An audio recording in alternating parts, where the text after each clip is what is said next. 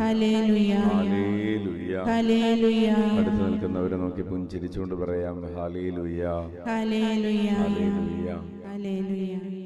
പ്രിയപ്പെട്ടവരെ, ഇന്ന് നമ്മൾ നമ്മുടെ 40 മണിക്കൂർ ആരാധനയുടെ ആരംഭം കുറിച്ച് നമ്മൾ പ്രാർത്ഥിക്കുകയാണ്.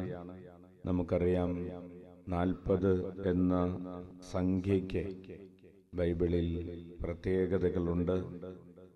40 ദിനരാത്രങ്ങളാണ് മോശ മലമുകളിൽ ദൈവത്തോടൊപ്പം ചെലവഴിച്ചത്. അങ്ങനെ ചെലവഴിച്ച സമയത്താണ് ദൈവം തൻ്റെ കൽപ്പനകൾ എഴുതി മോശയ്ക്ക്, ജനതയ്ക്ക് വേണ്ടി നൽകിയത്.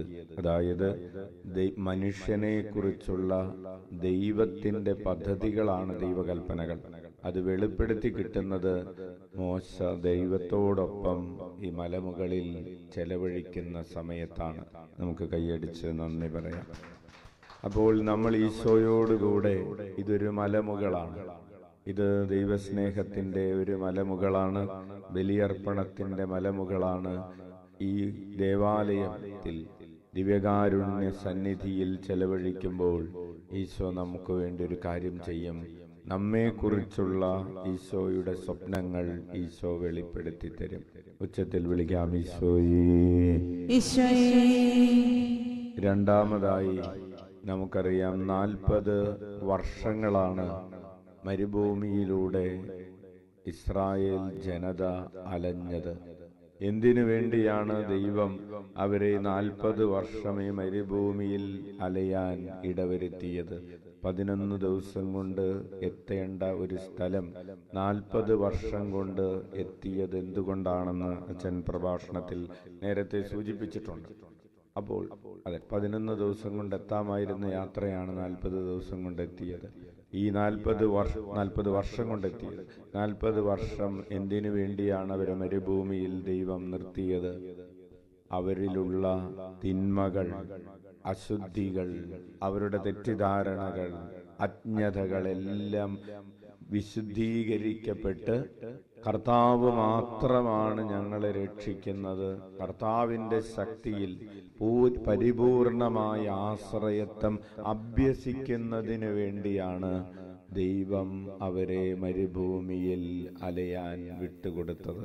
കൈയടിച്ച് കർത്താവിന് നന്ദി പറയാം.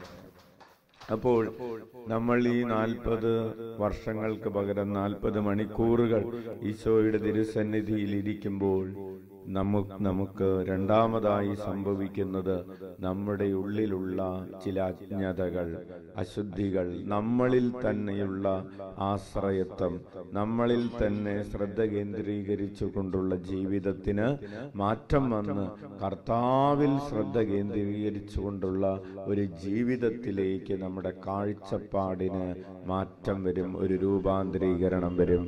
കൈയടിച്ച് നന്ദി പറയാം. ഉച്ചത്തിൽ വിളിക്കാം, ഈശോയേ, ഈശോയേ. അതുപോലെ നമ്മൾ വായിച്ചിട്ടുണ്ട്, ഏലിയാ പ്രവാചകൻ ദിവ്യകാരുണ്യം ആകുന്ന, അല്ലെങ്കിൽ ഈശോ കല്ലിൽ ചുട്ടെടുത്ത അപ്പം ഭക്ഷിച്ച് അവന് കൊടുത്തത് അവൻ ഭക്ഷിച്ചുകൊണ്ട് 40 ദിവസവും 40 രാത്രിയും അവൻ യാത്ര ചെയ്തു എന്ന് നമ്മൾ വായിച്ചിട്ടുണ്ട്. നമ്മെ ബലപ്പെടുത്തുന്ന ദിവ്യകാരുണ്യ അപ്പം ഭക്ഷിച്ചുകൊണ്ട് നമ്മുടെ ജീവിതയാത്രയെ നമുക്ക് മുന്നോട്ട് കൊണ്ടുപോകാൻ സാധിക്കും. കൈയടിച്ച് നമുക്ക് നന്ദി പറയാം. അവസാനമായി 40 ദിനരാത്രങ്ങളാണ് ഈശോ ഉപവസിച്ച് പ്രാർത്ഥിച്ചത്.